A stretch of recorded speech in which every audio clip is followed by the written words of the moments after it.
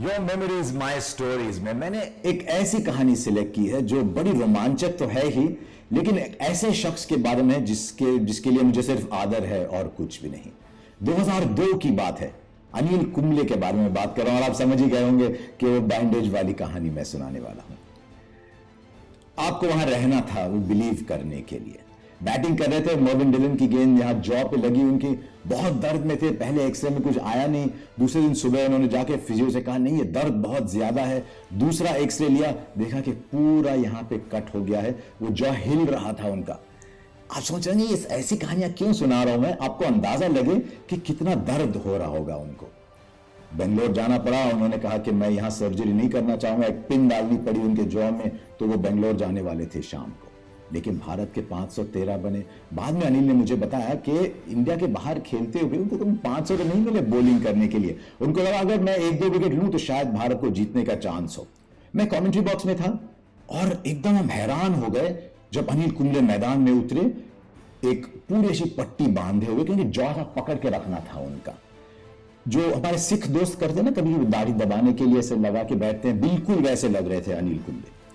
मेरे प्रोड्यूसर ने कहा आप निकलो यहां कमेंट्री बॉक्स में से और सीधे बाउंड्री लाइन पर जाओ, क्योंकि फिजियो वहां पे हर ओवर के बीच कुछ ना कुछ अनिल कुंबले के लिए कर रहे थे।